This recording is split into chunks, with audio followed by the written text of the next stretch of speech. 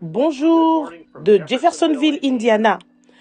Le prophète Malachi a prophétisé dans Malachi chapitre 4, versets 5 et 6, que Dieu enverrait un homme au dernier jour, pas un groupe d'hommes.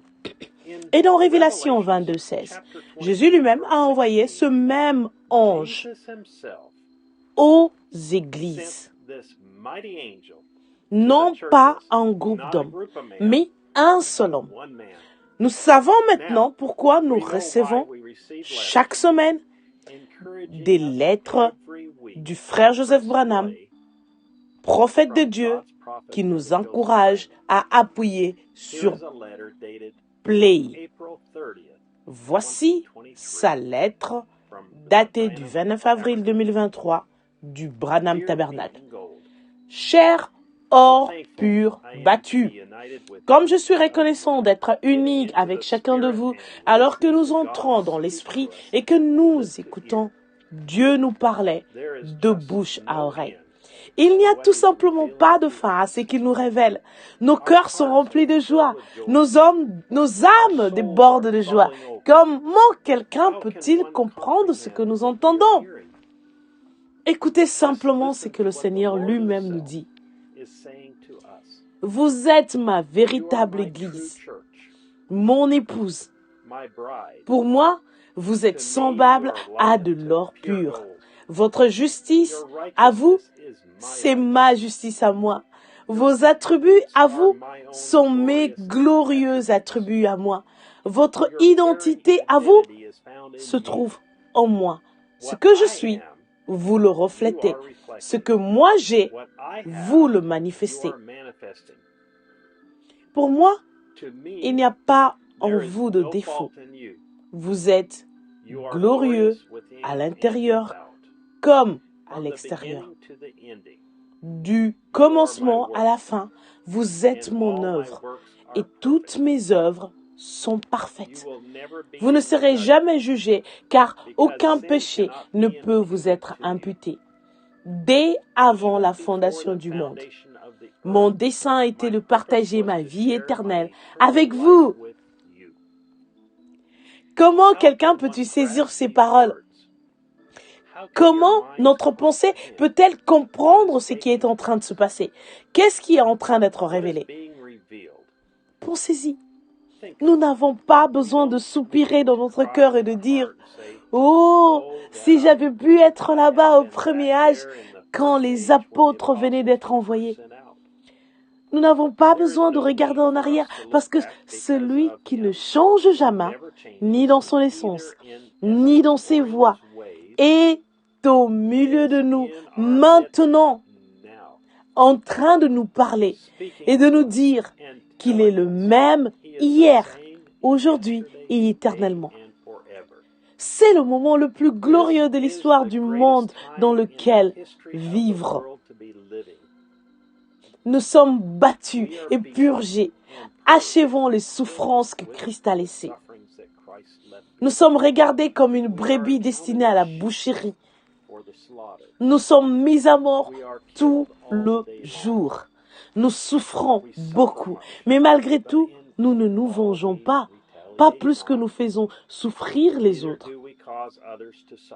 Pour lui, nous sommes de l'or pur battu, non pas courbés, brisés ou détruits, mais formés par les épreuves et les tests de cette vie pour être beauté et joie pour toujours.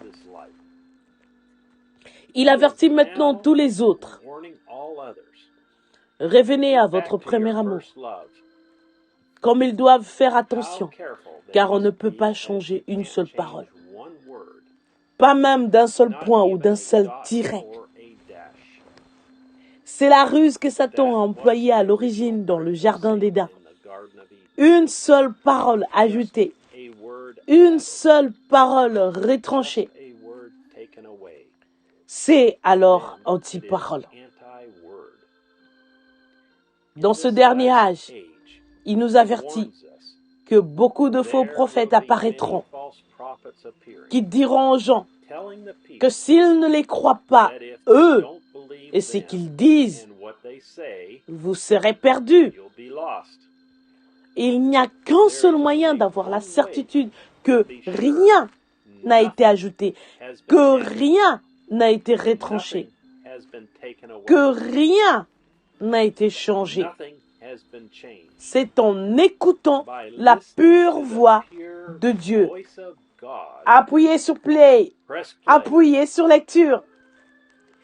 Merci Seigneur pour les ministres véritables et fidèlement enseignés qui non seulement disent à leurs brebis combien il est important d'écouter le message chaque jour chez eux, mais que, étant de véritables conducteurs, ils présentent d'abord et avant tout ce message, cette voix, ces bandes aux gens dans leurs églises.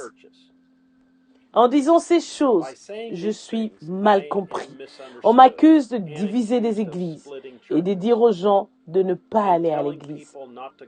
C'est tout simplement faux. La parole fait sortir les gens de ces églises où on ne donne pas la première place aux bandes dans leurs églises. Ils ont faim d'entendre la parole de la part du prophète de Dieu. Ils estiment que c'est le plus important message et la plus importante voix qu'ils veulent écouter. Ils estiment que c'est la volonté parfaite de Dieu de passer les bandes dans leurs églises. J'ai toujours dit aux gens, allez à l'église.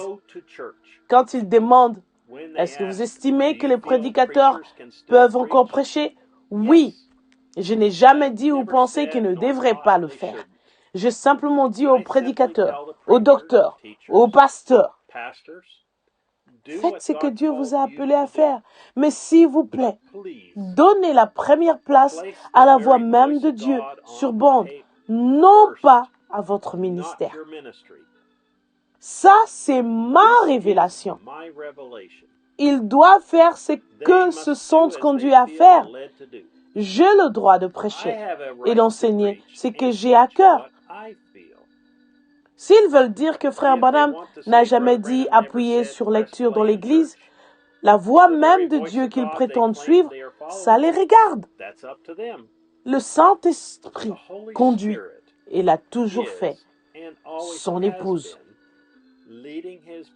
Nous croyons qu'il nous dit appuyer sur lecture, restez avec mon prophète, ma voix, mon Saint-Esprit.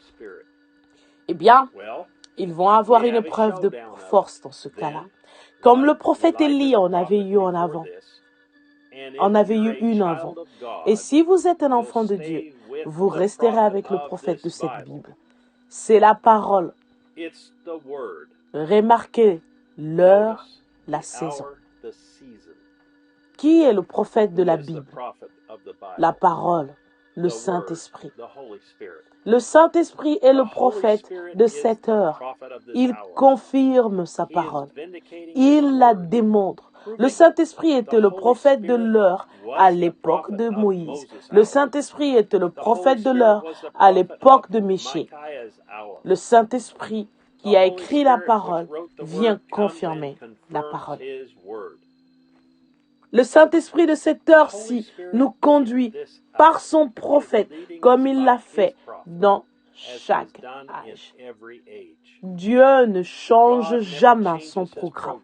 Donc, vous êtes invités à venir vous joindre à nous dans ce que nous estimons être le programme de Dieu, en écoutant le Saint-Esprit parler par son prophète et nous conduire alors qu'il nous apporte le message, l'âge de l'église d'Éphèse, prêché le 5 décembre 1960 à midi, heure de Jeffersonville.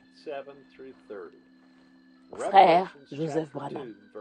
Les passages de l'Écriture à lire pour se préparer à l'écoute du message, acte 20, 22-30. Apocalypse, chapitre 2, verset 1 à 7. Que Dieu vous bénisse et shalom. www.branhamtabernacle.org www.svfellowship.info